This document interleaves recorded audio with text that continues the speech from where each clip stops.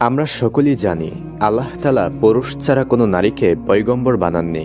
অথচ রাবিয়া বসরি রহমাতুল্লাহি আলাই পয়গম্বর না হয়েও আল্লাহর প্রিয় একজন বান্দি মহিয়সী এক নেককার নারী ছিলেন। আর ভাগ্যবান তো সেই যে এমন একজন নারীর জীবনী জানবে। হযরত রাবিয়া বসরি আরবের একজন মহিলা ছিলেন। বজরা নগরীতে তিনি জন্মগ্রহণ করেন। তার পিতার নাম ইসমাইল এবং মাতার নাম মাইফল। তার পিতা এতই গরিব ছিলেন যে যেদিন তিনি জন্মগ্রহণ করেন সেদিন বাতি জ্বালানোর মতো তেলটুকু ছিল না তাদের ঘরে। কিন্তু আল্লাহ তাআলার কি মহিমা, এই কন্যায় বিশ্ববিখ্যাত আউলিয়া কামিল রমণী উপাধি লাভ করেছিলেন। রাবিয়া বসরির বাল্যকালে পিতামাতা তাকে ইয়াতিম করে দিয়ে চিরবিদায় হয়ে যান। আর তখন থেকেই তিনি বড় তিন বোনের সাথে থাকতে শুরু করেন। রাবিয়া বসরির মা যখন বিপদে পড়ে তার স্বামীকে বললেন প্রতিবেশীর কাছ থেকে বাতি জ্বালানোর মতো কিছু তেল নিয়ে আসার জন্য, তিনি স্ত্রীর কথা মতো প্রতিবেশীর বাড়িতে গিয়ে ডাকাডাকি করেন। তার ডাকে তারা দরজা না খোলাই তিনি বাড়িতে ফিরে আসেন এবং চিন্তা করতে করতে তিনি ঘুমিয়ে পড়েন। হঠাৎ তিনি স্বপ্নে দেখলেন হযরত মুহাম্মদ সাল্লাল্লাহু আলাইহি ওয়াসাল্লাম তাকে বলছেন, তুমি চিন্তা করো না, তোমার এই কন্যায় আল্লাহ তাআলার এমন সম্মানিত বান্দি হবে যে হাশরের ময়দানে আমার ৭০,০০০ গুনাহগার উম্মত তার সুপারিশে নাজাত পেয়ে যাবে। রাবিয়া বসরির পিতামাতা মারা যাওয়ার পর বজরায় দুর্ভিক্ষ দেখা দেয়। তখন তার তিন বোনেরাও তার নিকট থেকে চলে যায়। এই সময় রাবিয়া বসরিকে একা পেয়ে কিছু দুষ্ট লোক এসে রাবিয়া বসরিকে নিয়ে চলে যায় এবং এক ইহুদির কাছে তাকে বিক্রি করে দেয়। আর তখন থেকেই তিনি দাসী হিসেবে জীবন কাটাতে থাকেন। তিনি সারাদিন কাজ করতেন, তবুও ইহুদি নানা প্রকার অত্যাচার এবং নিষ্ঠুরভাবে তাকে মারধর করত। সবকিছু তিনি মুখ বুজে মেনে নিতেন। একদিনের ঘটনা, রাবিয়া বসরি রহমাতুল্লাহি আলাই ইহুদির কাজে কোথাও যাচ্ছিলেন। প্রতিমধ্যে তার সাথে অচেনা এক পুরুষের দেখা হয়ে গেল। তখন তিনি তাড়াতাড়ি পাশে সরে যেতেই হুচুটকে পড়ে যান, যার কারণে তার একটা হাত ভেঙে যায়। তখন তিনি সেজদায় পড়ে কাঁদতে শুরু করলেন আর বলতে লাগলেন, হে আল্লাহ, আমি ইয়াতিম ও দরিদ্র, আপনার অসহায় এক বান্দি। এখন আমার একটি হাত ভেঙে গেল, তবু আমার কোনো দুঃখ নেই। আমি আপনার প্রতি সন্তুষ্ট। আপনি শুধু আমাকে এতটুকু বলে দিন আপনি আমার উপর সন্তুষ্ট আছেন কিনা। তখন গায়েব হতে আওয়াজ আসলো, হে রাবিয়া, তুমি আর কান্না করো না, তুমি কোনো চিন্তাও করো না। হাশরের ময়দানে তোমার মর্যাদা এত উঁচু হবে যে আসমানের সকল ফেরেশতারাও তোমার প্রশংসা করতে থাকবে। এখন তুমি ইহুদির ঘরে চলে যাও। এই কথা শুনে তিনি ইহুদির ঘরে চলে আসলেন। রাবিয়া বসরি প্রতিদিন রোজা রাখতেন, সেই সাথে কঠোর পরিশ্রম করে সারাদিন ইহুদির কাজ করতেন। আর রাতে যখন সবাই ঘুমিয়ে যেত তখন রাবিয়া বসরি আল্লাহর ইবাদতে লিপ্ত হয়ে যেতেন এবং সারা রাত নামাজ আদায় করতেন। তিনি যখন মোনাজাত করতেন তখন কাঁদতে কাঁদতে বলতেন, হে আল্লাহ, আমার শুধু মনে চাই আমি সারাদিন তোমার ইবাদত করি, কিন্তু তা করতে পারি না মনিবের কাজের জন্য। তাই তুমি আমার উপর রাগ করো না আর আমাকে ক্ষমা করে দিও। এভাবে রাবিয়া বসরি 12 বছর ইবাদত করার পর এক রাতে রাবিয়া বসরির মনিব ঘুম থেকে জেগে উঠে শুনতে পেল গুনগুন শব্দ। ওই শব্দ অনুসরণ করে ইহুদি রাবিয়া বসরির ঘরে আসলো। ঘরে এসে সে এমন এক দৃশ্য দেখলো যা দেখে সে অবাক হয়ে গেল। সে দেখতে পেল রাবিয়া বসরির ওই অন্ধকার ঘরটি নূরের আলোয় আলোকিত। এই সময় রাবিয়া বসরির মাথার উপরে ছিল একটি নূরের ফানুস, আর ওই আলোতে সারা ঘর আলোকিত ছিল। রাবিয়া বসরির মনিব লক্ষ্য করলেন যে রাবিয়া বসরি সেজদায় পড়ে করুণ কণ্ঠে আল্লাহর কাছে বলছিলেন, হে আল্লাহ, আমি তোমার আশিক, সবসময় মনে চাই আমি তোমার ইবাদত করতে থাকি, আর এটাই আমার অন্তরের শান্তি। আমি যদি স্বাধীন থাকতাম তাহলে এক মুহূর্তেও তোমার ইবাদত না করে থাকতাম না। তুমি আমাকে একবারের জন্য হলেও দেখা দাও, তোমার বিরহ যন্ত্রণা আমি আর সইতে পারছি না। হে আল্লাহ, আমার অন্তরে সবসময় তোমার বিরহের তুফান বয়ে যাচ্ছে। রাবিয়া বসরির মনিব তার এই মুনাজাত শুনে পাগল হয়ে গেলেন আর মনে মনে ভাবতে লাগলেন, হাই হাই, এমন আবেদা বুজুর্গ মহিলার কাছ থেকে তো খেদমত নেওয়া উচিত নয়, বরং তারই খেদমত করা আমাদের উচিত। তাই পরের দিন সকালে রাবিয়া বসরির মনিব তাকে ডেকে নিয়ে বলল, আম্মাজান, আমি আপনাকে না চিনতে পেরে আপনার সাথে যে খারাপ আচরণ করেছি তার জন্য আমি আপনার কাছে ক্ষমা প্রার্থনা করছি। আর আজ থেকে আপনাকে আমি স্বাধীন করে দিলাম। আপনার যদি মন চাই তাহলে আমার ঘরে আপনি থাকতে পারেন। আমরা সবাই মিলে সবসময় আপনার খেদমত করতে থাকবো। আর আপনি যদি থাকতে রাজি না হন তাহলে আপনার যেখানে যেতে মন চাই সেখানেই চলে যেতে পারেন, আমি কোনো বাধা দেব না। এই অনুমতি পেয়ে সেখান থেকে রাবিয়া বসরি চলে গেলেন এবং আল্লাহর ইবাদতে মশগুল হয়ে গেলেন। রাবিয়া বসরি দিনরাত হাজার রাকাত নামাজ আদায় করতেন। মাঝে মাঝে আরবের শ্রেষ্ঠ ওলি বিখ্যাত সুফি হাসান বসরি রহমাতুল্লাহি আলাইহির মজলিসে গিয়ে তার ওয়াজ মনোযোগ দিয়ে শুনতেন। হাসান বসরি রহমাতুল্লাহি আলাইহি তাকে স্নেহের চোখে দেখতেন। অতঃপর রাবিয়া বসরি নির্জনে বসে আল্লাহর ইবাদতের জন্য একটি স্থান বাছাই করে সেখানে দীর্ঘ 40 বছর আল্লাহর ইবাদতে মশগুল ছিলেন। তিনি 40 বছর পর্যন্ত ঘুমাননি, একমাত্র শুধুমাত্র আল্লাহর ইবাদত করতেন। তিনি সারাদিন রোজা রাখতেন এবং নামাজ পড়তেন। ঘুমে যখন তার চোখ বন্ধ হয়ে আসতো তখন চোখকে তিনি বলতেন, হে চোখ, যতদিন তুমি দুনিয়াতে থাকো ততদিন তুমি ঘুমের আশা করো না। যখন তুমি দুনিয়া থেকে চির বিদায় হয়ে কবরে শুয়ে থাকবে তখন কিয়ামত পর্যন্ত নিশ্চিন্তে ঘুমিও। আর যখন তিনি সূর্য উদয় হতে দেখতেন তখন বলতেন, হে মন, এই মনে হয় তোমার জীবনের শেষ সূর্য। যখন আজান পড়তো তখন ভাবতেন কিয়ামতের দিনের ইসরাফিলের সিঙ্গার কথা। যখন প্রচন্ড গরম পড়তো তখন তিনি হাসরের মাঠের সূর্যের কিরণে তামার জমিনের গরমের কথা ভাবতেন। যখন তিনি নামাজ আদায় করতেন তখন নামাজে ভুল ত্রুটি যেন না হয় সে বিষয়ে খেয়াল রাখতেন। একদিনের ঘটনা, রাবেয়া বসরির বাড়িতে দুজন আলেম লোক আসলেন। তারা নিজেরা বলাবলি করছিলেন, তিনি যদি আমাদেরকে কিছু খেতে দিতেন তাহলে খুব ভালো হতো। তখন রাবেয়া বসরির কাছে তেমন কোনো খাবার ছিল না তাদেরকে দেওয়ার মতো। তখন তিনি দুটি রুটি এনে তাদেরকে খেতে দিলেন। আর তখনই রাবেয়া বসরির কাছে একজন ভিক্ষুক আসলো এবং সে বলতে লাগলো, আমি ক্ষুধার্ত, আমাকে যদি কিছু খাবার দিতেন তাহলে আমি খেতাম। তখন রাবেয়া বসরি তাদের সামনে থেকে খাবার এনে ভিক্ষুককে দিয়ে বিদায় দিলেন। কিছুক্ষণ পর প্রতিবেশী এক মালকিন তার দাসীকে দিয়ে রাবেয়া বসরির জন্য কিছু খাবার পাঠালো। সে খাবার নিয়ে এসে বলল, আমার মালকিন আপনার জন্য এই খাবার পাঠিয়েছেন। তখন রাবেয়া বসরি ডাকনা খুলে দেখেন সেখানে কিছু রুটি রয়েছে। অতঃপর গুনে দেখলেন 18টি রুটি রয়েছে। তিনি দাসীকে খাবার ফেরত দিয়ে বললেন, এখানে 2টি রুটি কম রয়েছে, তুমি এগুলোকে নিয়ে যাও, এগুলো আমার জন্য নয়। সেখানে 2টি রুটি কম থাকার কারণ হলো সেই দাসী তার নিজের জন্য সেখান থেকে 2টি রুটি রেখে দিয়েছিলেন। অতঃপর দাসী রুটিগুলো নিয়ে চলে গেল এবং দাসীর জন্য যে 2টি রুটি রেখে দিয়েছিল তা বাকি রুটির সাথে মিশিয়ে 20টি রুটি নিয়ে আবারও রাবেয়া বসরির কাছে আসলো। এবারও রাবেয়া বসরি সেই রুটিগুলোকে গুনে দেখলেন সেখানে 20টি রুটি রয়েছে। তখন তিনি বললেন, এই রুটিগুলি আমার জন্যই পাঠানো হয়েছে। অতঃপর দাসী সেখান থেকে চলে গেল। রাবেয়া বসরি রুটিগুলো নিয়ে মেহমানদেরকে খেতে দিলেন। তারা খাবার শেষ করে রাবেয়া বসরিকে বললেন, এইগুলো রহস্য কি? রাবেয়া বসরি তাদেরকে বললেন, আপনারা যখন আমার ঘরে আসলেন তখন আমি বুঝতে পারছিলাম যে আপনারা ক্ষুধার্ত। তখন আপনাদেরকে দেওয়ার মতো কিছু না থাকায় 2টি রুটি আপনাদেরকে খেতে দিলাম। আর তখনই সেই ভিক্ষুক আসলো। তখন আমি ভাবলাম দুইজন মর্যাদাবান ব্যক্তির সামনে আমি 2টি রুটি কি করে খেতে দিলাম, তার চেয়ে বরং ভালো হবে এই খাবারটি ক্ষুধার্ত ভিক্ষুককে খেতে দেই। কেননা আল্লাহ তাআলা বলেছেন, যা দান করবে তার 10 গুণ হয়ে তোমার কাছে ফিরে আসবে। আর যখন দাসী আমার কাছে রুটি নিয়ে এলো তখন আমি তা গুনে দেখলাম সেখানে 18টি রুটি রয়েছে। তখন আমি বুঝতে পারলাম সেগুলো আমার জন্য নয়। পরে যখন দাসী আবার রুটি নিয়ে এলো তখন আমি গুনে দেখলাম 20টি রুটি রয়েছে। তাই আমি খাবারটি গ্রহণ করলাম এবং আপনাদেরকে খেতে দিলাম। একদা রাবেয়া বসরি একটি দুর্বল গাধার উপর আরোহণ করে জিনিসপত্র নিয়ে হজ করার উদ্দেশ্যে রওনা হলেন। অনেকক্ষণ পথ চলার পর একটি জঙ্গলের মাঝখানে গিয়ে গাধাটি মারা গেল। রাবেয়া বসরির সঙ্গী সাথীরা তার মালপত্র পৌঁছে দিতে চাইলে তিনি বললেন, তোমরা তোমাদের কাজে চলে যাও, আমি কারো সাহায্য চাই না। রাবেয়া বসরির এই কথা শুনে সেখান থেকে সবাই চলে গেল।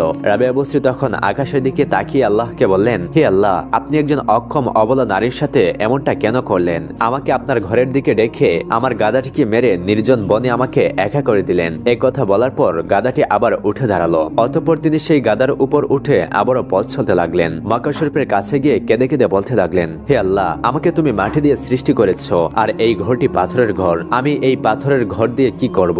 আমার তো এগুলোর প্রয়োজন নেই, আমি একমাত্র তোমাকে পেতে চাই। তখন গায়েব হতে আওয়াজ এলো, হে রাবিয়া, তুমি কি চাও 18,000 আলেম এখনই ধ্বংস হয়ে যাক? তুমি কি এটা জানো না যে হযরত মুসা আলাইহিস সালাম আমাকে দেখার জন্য তুর পাহাড়ে গিয়েছিল? আর আমার নূরের তাজাল্লিতে আসলে যারা আল্লাহ তাআলার প্রেমের মাঝে সব সময় ডুবে থাকে তারা এক মুহূর্তে যে শান্তি পায় সে শান্তি দুনিয়ার কোনো নিয়ামতেও নেই। অতঃপর পুনরায় একদিন রাবেয়া বসরি হজ করার উদ্দেশ্যে রওনা হলেন। 7 বছর পর আরাফাতের ময়দানে গিয়ে তিনি উপস্থিত হলেন। সেখানে গিয়ে তিনি বলতে লাগলেন, হে আল্লাহ, আপনার বিরহের আগুনে আমি পুড়ে যাচ্ছি, এই যন্ত্রণা আমি আর সহ্য করতে পারছি না, এবার আপনি আমাকে দেখা দিন। তখন আওয়াজ আসলো, হে রাবিয়া, এটা কেমন দর্শন প্রার্থনায় তোমাকে পেয়ে বসেছে? তুমি যদি আমার দর্শন কামিনী হয়ে দেখো তবে আমার কাছে দরখাস্ত করো, আমি নূরের ঝলক প্রকাশ করব।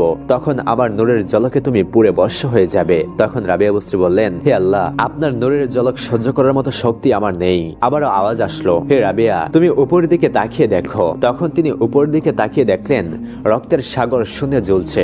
গায়েব হতে আওয়াজ আসলো, রাবিয়া, তুমি যে রক্ত দেখছো এই রক্ত আমার জন্য আমার আশিকের চোখ থেকে বের হয়েছে। তবুও তারা আমাকে দেখতে পারেনি। তারা আমাকে দেখার জন্য ধৈর্য ধারণ করেছে এবং এই পৃথিবী থেকে বিদায় নিয়েছে। আজ এই পৃথিবীতে তাদের কোনো নাম নেই, কিন্তু হাসরের ময়দানে পূর্ণিমার চাঁদ হয়ে তারা দেখা দিবে। তখন রাবিয়া বসরি বললেন, হে আল্লাহ, আপনাকে দেখার কোনো যোগ্যতা আমার নেই। এই বলে তিনি সেখান থেকে চলে গেলেন। একদিন রাবিয়া বসরি এক পর্বতের উপর আল্লাহর ইবাদত করছিলেন। সে সময় তার চারপাশে পশু পাখিরা ছিল। তারা রাবিয়া বসরিকে দেখছিল। এই দৃশ্য দেখে হাসান বসরি রহমাতুল্লাহি আলাইহি যখন সেখানে আসলেন, তাকে দেখে পশু পাখি সব পালিয়ে গেল। আরেকদিনের ঘটনা, রাবেয়া বসরি হাসান বসরির বাড়িতে গেলেন। সেখানে গিয়ে দেখলেন হাসান বসরি রহমাতুল্লাহি আলাইহি ইবাদত করে কান্না করছেন আর তার গাল বেয়ে চোখের পানি পড়ছিল।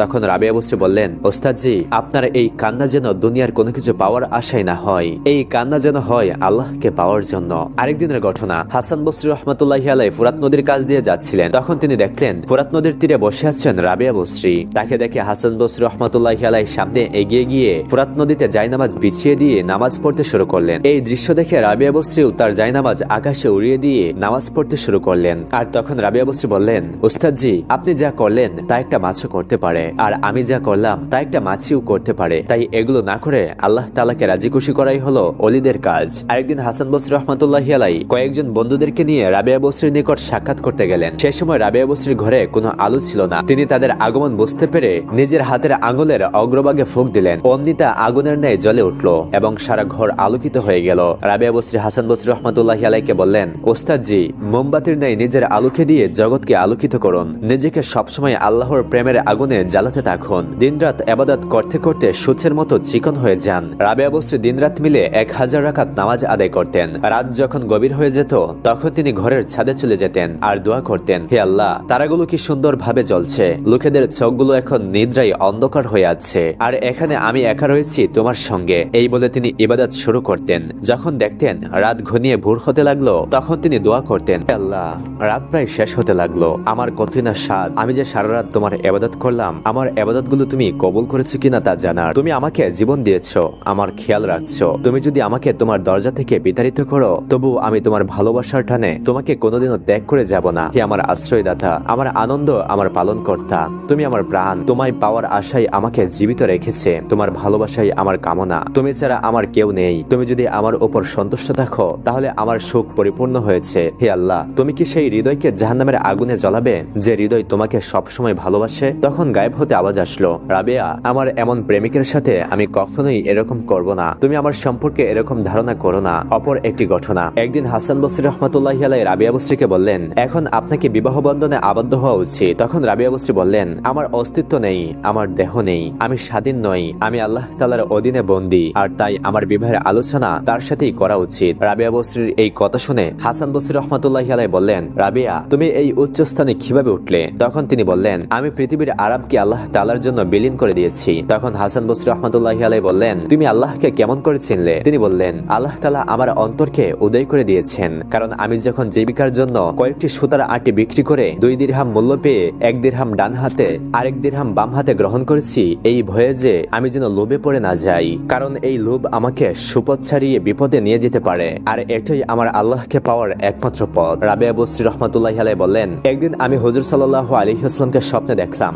তিনি আমাকে বললেন, রাবেয়া, তুমি কি আমাকে ভালোবাসো? আমি তখন বললাম, পৃথিবীতে কি এমন কোন মুসলমান আছে যে আপনাকে ভালোবাসে না? একদিন রাবেয়া বসরি বললেন, আল্লাহ তাআলার মহব্বত 18,000 আলেমের সামনে ঘুরতে থাকে আর কোটি কোটি মানুষ তার দিকে ফিরেও চায় না। তখন আল্লাহর জিনিস আল্লাহর সাথেই আবার মিলিত হয়ে যায়, আর সে সময় আল্লাহ তাআলার দরবার থেকে ঘোষণা করা হয়, যারা আল্লাহকে ভালোবাসে তাদেরকে আল্লাহ তাআলাও ভালোবাসেন। একদা রাবেয়া বসরি একটানা 7 দিন রোজা রেখে ইবাদতে মশগুল ছিলেন। অষ্টম রাতে ক্ষুধার জ্বালায় অস্থির হয়ে পড়লেন। এই সময় এক ব্যক্তি খাবার নিয়ে আসলো এবং সে খাবার দিয়ে চলে গেল। তখন তিনি খাবার রেখে বাতি জ্বালানোর জন্য উঠে এক পাশে গেলেন। সেই সময় একটি বিড়াল সেই খাবারটি খেয়ে ফেললো। তখন তিনি ভাবলেন পানি দিয়ে ইফতার করবেন। যখন তিনি পানি আনলেন তখন ঘরের বাতি নিভে গেল আর অন্ধকারে হাতে রাখা গ্লাসটিও নিচে পড়ে গেল এবং ভেঙে গেল। তখন তিনি বললেন, হে আল্লাহ, আমি নিরীহ অক্ষম, আমার সাথে আপনি এরকম আচরণ কেন করছেন? তখন গায়েব থেকে আওয়াজ আসলো, হে রাবেয়া, তুমি যদি চাও সারা দুনিয়ার নিয়ামত তাহলে আজ তোমাকে আমি তাই দান করব, কিন্তু আমার জন্য ভালোবাসা তোমার হৃদয় থেকে সারা জীবনের জন্য কেড়ে নিব। এই কথা শুনে রাবেয়া বসরি বললেন, হে আমার আল্লাহ, দুনিয়া থেকে আমি আমার মনকে বিচ্ছিন্ন করে নিয়েছি। কামনা বাসনা পরিত্যাগ করে প্রত্যেক নামাজকে আমার জীবনের শেষ নামাজ মনে করি। আমি আল্লাহর কাছে বলি, হে আল্লাহ, আপনি আমাকে সবসময় আপনার প্রতি এভাবেই মশগুল রাখেন, কেউ যেন আপনার কাছ থেকে আমাকে ফেরাতে না পারে। রাবেয়া বসরি সবসময় কান্না করতেন। লোকেরা যখন তাকে প্রশ্ন করত, আপনার কি রোগ হয়েছে? আমরা তো আপনার কোনো রোগ দেখি না, তাহলে আপনি কেন সবসময় কান্না করেন? তখন রাবেয়া বসরি রহমাতুল্লাহি আলাইহি তাদেরকে উত্তর দিতেন, আমার কোনো প্রকাশ্য রোগ নেই, আমার রোগ আছে অন্তরে, যা দুনিয়ার কেউ সারাতে পারবে না। আমি নিজেকে সর্বদাই ব্যতীত অবস্থায় রাখি যেন তার ওসিলায় আল্লাহ তাআলা আমাকে মাফ করে দেন। মৃত্যুর সময় যেন এমন আওয়াজ না আসে যে তুমি আমার উপযুক্ত হওনি। লোকেরা তখন রাবিয়া বসরিকে জিজ্ঞাসা করলো, গুনাহগার ব্যক্তিরা তওবা করলে সেই তওবা আল্লাহ কবুল করেন কিনা? তখন তিনি বললেন, আল্লাহ তওবা করার তৌফিক না দেওয়া পর্যন্ত কেউ তওবা করতে পারেন না, আর ইস্তেগফার করলেই তওবা হয় না। আল্লাহর পথ পাওয়ার জন্য মনের প্রয়োজন। মন সজাগ থাকলে দুনিয়ার কোনো বন্ধু বান্ধবের প্রয়োজন পড়ে না। আর সত্যিকার তওবা হলো খাঁটি মনে আল্লাহর দরবারে নিজের গুনাহের জন্য কান্না করে ক্ষমা প্রার্থনা করা এবং পুনরায় এই গুনাহের কাজ না করার প্রতিজ্ঞা করা। আর এটাই হলো আসল তওবা। এটাই আল্লাহ সুবহানাহু ওয়া তাআলা কবুল করে থাকেন। একদা বুজুর্গ কয়েকজন লোক রাবিয়া বসরির সাথে সাক্ষাৎ করতে আসলে তিনি তাদেরকে বললেন, আপনারা কে কি উদ্দেশ্যে আল্লাহর ইবাদত করে থাকেন? তখন একজন বলল, ভয়ঙ্কর 7টি দুজকের উপর দিয়ে সবাইকে পার হয়ে যেতে হবে এই ভয়ে এবং জান্নাত পাওয়ার আশায় আমি আল্লাহর ইবাদত করি, আর সেখানে সুখ শান্তির সকল ব্যবস্থা রয়েছে যা আল্লাহ নিজেই বলেছেন। তখন রাবিয়া বসরি বললেন, জান্নাত জাহান্নাম যদি না থাকতো তাহলে কি আমরা আল্লাহর ইবাদত করতাম না? আল্লাহ তাআলার কি এমন কোনো গুণ নেই যার জন্য আমরা তার ইবাদত করতে পারি? বরং সেই ব্যক্তি হলো নিকৃষ্ট যে কোনো কিছু পাওয়ার আশায় বা ভয়ে আল্লাহর ইবাদত করে। তখন অন্যরা বলল,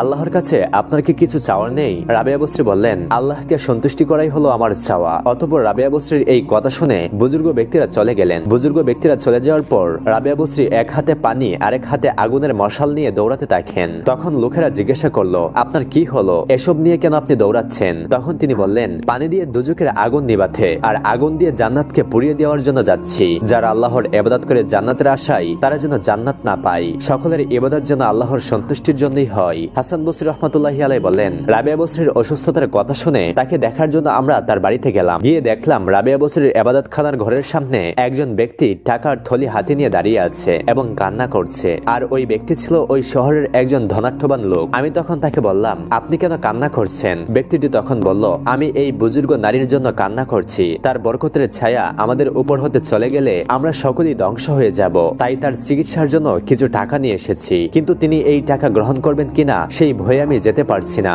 আপনি বললে হয়তো তিনি এই টাকা গ্রহণ করবেন। তখন হাসান বসরি রাহমাতুল্লাহি আলাইহি রাবিয়া বসরির নিকট এসে ওই ব্যক্তির কথা জানালেন। তখন রাবিয়া বসরি বললেন, আমি এমন আল্লাহকে চিনতে পেরেছি যিনি তার নাফরমান বান্দার জীবিকা বন্ধ করেন না। তিনি তার আশেক এবং প্রেমিকদেরকে খাদ্য পানি ব্যতীত জীবিত রাখতে পারেন। তাই কোনো মানুষের নিকট আমি কিছু আশা করি না। যার টাকা হারাম নাকি হালাল সে বিষয়ে আমি কিছুই জানি না, তার টাকা কিভাবে আমি গ্রহণ করব? একদিন কয়েকজন লোক রাবিয়া বসরিকে বলল, আল্লাহ তাআলা পুরুষ ছাড়া কোনো মহিলাকে তার পয়গম্বর বানাননি, তাহলে আপনি কোন মর্যাদার জন্য গর্বিত? উত্তরে রাবিয়া বসরি বললেন, ফেরাউন নমরুদ বলেছে, আমি তোমাদের খোদা। পুরুষ ছাড়া কোনো নারী এই জঘন্যতম কথা বলেনি। আর মহানবী হযরত মুহাম্মদ সাল্লাল্লাহু আলাইহি ওয়াসাল্লাম বলেছেন, একজন নেককার মহিলার নেকি 70 জন পুরুষ আউলিয়ার সমতুল্য। হঠাৎ একদিন হযরত রাবিয়া বসরির ইন্তেকালের সময় হলো। তখন তার শিয়রে যে সকল বুজুর্গ লোক বসা ছিলেন তাদেরকে তিনি বললেন, আপনারা এখান থেকে চলে যান, এখানে আল্লাহর ফেরেশতারা আসছেন, তাদেরকে এই জায়গা খালি করে দিন। এই কথা শুনে সবাই বাইরে চলে গেল। বাহির থেকে তারা শুনতে পেল ভেতর থেকে একটি আওয়াজ আসছে। কে যেন বলছে, হে প্রশান্ত আত্মা, আপন রবের দিকে চলো, এমন অবস্থায় যে তুমি তার প্রতি সন্তুষ্ট এবং তিনিও তোমার প্রতি সন্তুষ্ট। অতঃপর আর কোনো আওয়াজ না আসলে বুজুর্গ লোকেরা ভেতরে প্রবেশ করলেন। আর সেখানে গিয়ে দেখতে পেলেন রাবিয়া বসরি ইহকাল ত্যাগ করে আল্লাহর কাছে চলে গিয়েছেন। ইন্না লিল্লাহি ওয়া ইন্না ইলাইহি রাজিউন।